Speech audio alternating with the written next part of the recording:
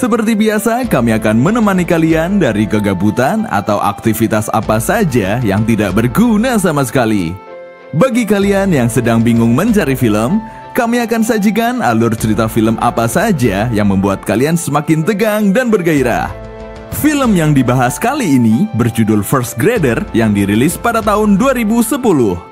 Film ini mengisahkan perjuangan Maruge, seorang kakek veteran perang berumur 84 tahun yang ingin belajar membaca. Namun keinginannya untuk belajar, apalagi memasuki sekolah formal pada usia seperti itu, tidaklah mudah. Seperti apakah kisah lengkapnya? Daripada membuat kalian semakin penasaran, langsung saja ke alur ceritanya. Diperlihatkan seorang yang sedang mengolah ladang di sebuah desa terpencil di Republik Kenya. Selanjutnya, orang-orang di sana mendengar radio yang mengatakan pemerintah mengadakan program pendidikan gratis dan mereka hanya memerlukan akta kelahiran untuk mendaftar ke sekolah. Berdasarkan siaran tersebut, ratusan anak-anak berbondong-bondong daftar ke sekolah, tapi ada hal unik. Ternyata ada seorang kakek bernama Maruge berusia 84 tahun yang ikut mendaftar di sekolah dasar. Jen Obinchu selaku kepala sekolah di SD tersebut mengatakan jika program ini ditujukan untuk anak-anak bukan untuk orang tua. Namun Maruge menyanggah pernyataan Ibu Jen. Maruge mengatakan jika mendengar sendiri dari siaran radio jika pendidikan gratis bagi semua orang.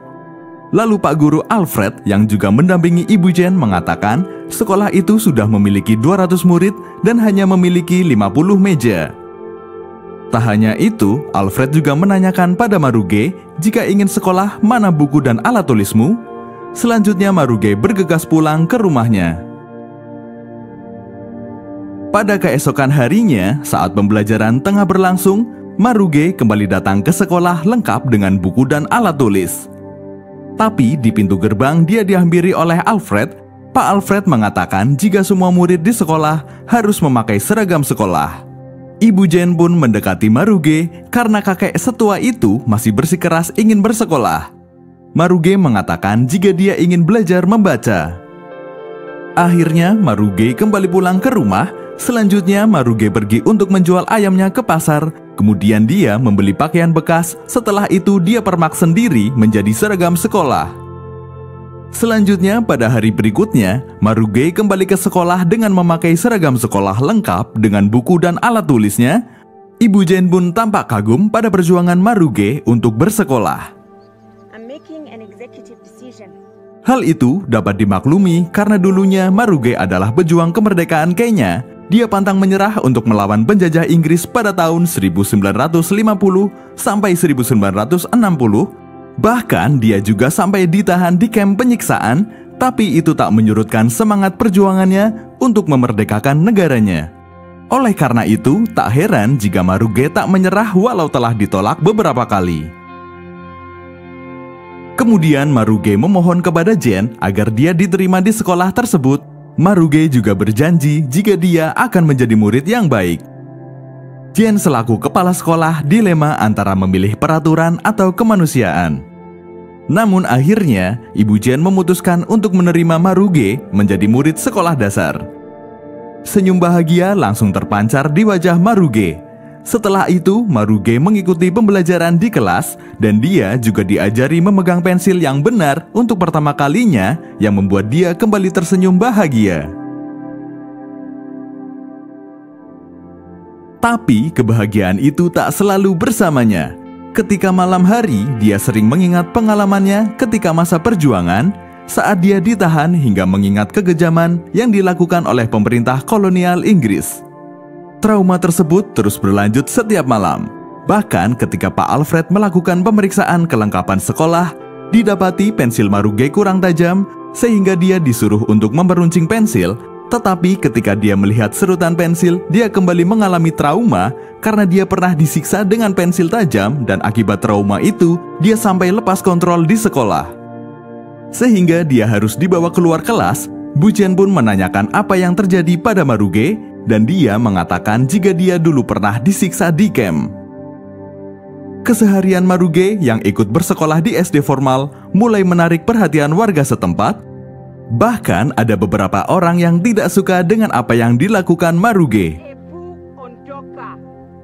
Tak hanya itu, kabar tentang Maruge yang masuk SD pada usia 84 tahun juga menjadi pemberitaan di Kenya. Namun tampaknya para orang tua murid keberatan dengan keberadaan Maruge di sekolah formal. Viralnya pemberitaan tentang Maruge membuat pengawas sekolah bernama Kiputro melakukan sidak di sekolah tersebut dan mendapati Maruge benar ada di sekolah tersebut. Kiputro pun memerahi kebijakan Ibu Jen menerima Maruge di sekolah tersebut hingga akhirnya mereka berdebat. Lalu Kiputro meminta Jen untuk memindahkan Maruge ke sekolah orang dewasa. Jen yang merasa kasihan dan kagum dengan perjuangan Maruge untuk belajar, selanjutnya mencoba memperjuangkan nasib Maruge hingga menemui Menteri Pendidikan. Namun hasilnya nihil. Bu Menteri mengatakan jika Maruge dibiarkan di sekolah formal, nantinya akan banyak orang tua yang ingin masuk ke sekolah formal dan itu akan mengacaukan sistem pendidikan serta menghambat pembangunan generasi muda yang berharga. Jen pun pulang dan menemui Maruge. Jen meminta maaf karena tak bisa memperjuangkan Maruge. Dia juga mengatakan jika Maruge tetap harus bersekolah di sekolah khusus orang dewasa. Akhirnya dengan berat hati, Maruge pergi ke sekolah orang dewasa. Tapi di sekolah barunya itu, dia malah tak bisa belajar karena para murid di sana melakukan hobinya sendiri dan bukan belajar. Maruge yang tidak nyaman memilih kembali ke sekolah lamanya dan menemui ibu guru Jen, serta memohon untuk diterima kembali. Maruge mengatakan jika apa gunanya para pejuang rela mati untuk kemerdekaan jika rakyatnya masih terkungkung dalam kebodohan. Para rakyat harus belajar dan bisa membaca untuk mengisi kemerdekaan agar negara mereka tak kembali dijajah.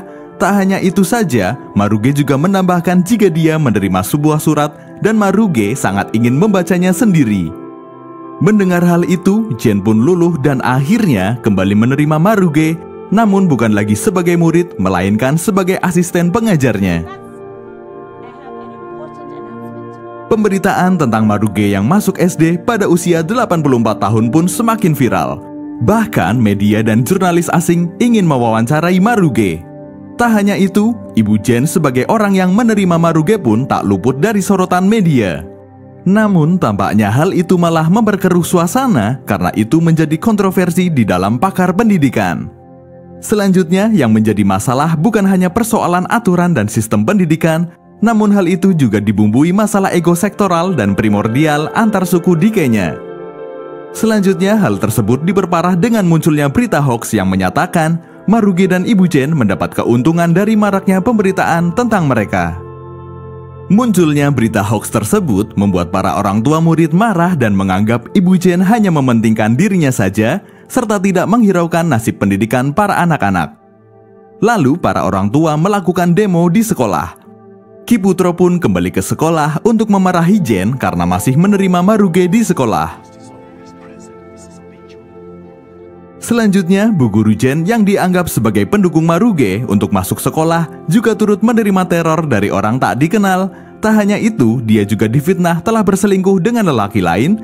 Namun itu semua tak berhasil menyurutkan Ibu Guru Jen untuk membantu Maruge. Akhirnya orang-orang yang tidak suka kepada Ibu Jen dan Maruge melakukan penyerangan ke sekolah. Akibatnya Ibu Jen dipindah tugaskan ke sekolah lain karena dianggap tidak dapat mengelola sekolah. Mendengar hal itu, Maruge ingin ikut ke sekolah Ibu Jen yang baru, tapi Ibu Jen menolaknya karena dia tak ingin membuat masalah baru. Pelepasan Ibu Guru Jen pun diadakan di lapangan, semua tampak sedih melepas Ibu Guru Jen.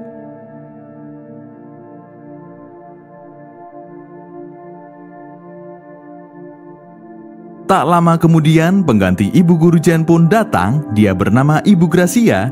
Dia sangat dieluk-elukan oleh masyarakat sekitar. Namun tidak dengan anak-anak. Mereka malah mengunci gerbang sekolah dan melempari kepala sekolah yang baru dengan gelas sambil meneriakan, "Kembalikan Ibu Guru Jen."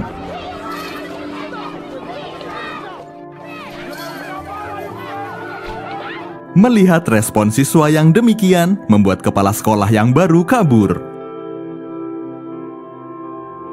Maruge pun tidak tinggal diam dengan mutasi Ibu Guru Jen. Dia lalu pergi ke ibu kota untuk menemui presiden dan meminta agar Ibu Guru Jen dikembalikan ke sekolah awal. Sesampainya di kantor presiden, dia tak diizinkan untuk bertemu presiden karena beliau sedang rapat. Tapi Maruge memaksa menerobos hingga sampai ke ruang rapat.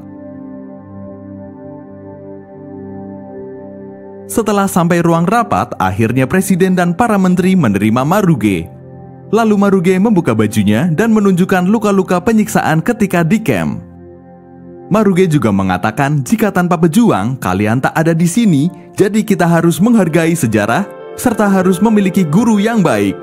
Akhirnya sang presiden mengabulkan permintaan Maruge untuk mengembalikan Ibu Guru Jen ke sekolah yang lama.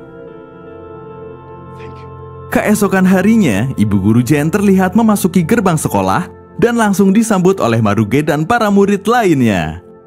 Mereka tampak sangat bahagia dengan kembalinya Ibu Jen. Kemudian ketika di kelas, Maruge meminta Ibu Jen membacakan surat yang sangat ingin dia baca. Lalu Ibu Guru Jen menyuruh Pak Alfred membacakan surat tersebut, yang ternyata surat itu dari presiden yang menyatakan jika Maruge berhak mendapatkan penghargaan dan kompensasi atas perjuangan yang dia lakukan. Seperti itulah kisah perjuangan kakek berumur 84 tahun yang ingin bersekolah hanya karena ingin belajar membaca. Meskipun perjuangan tak semudah apa yang dibayangkan, dia tak pernah menyerah, bahkan dia berhasil menyadarkan masyarakat setempat tentang pentingnya pendidikan dan juga tak ada kata terlambat untuk belajar. Ilmu tak memilih generasi, memperbaharui ketumpulan, mempertajam literasi. Semangat belajar yang tinggi tak boleh diam terbungkam untuk menyelamatkan masa depan yang terancam. Terima kasih dan sampai jumpa di alur cerita selanjutnya.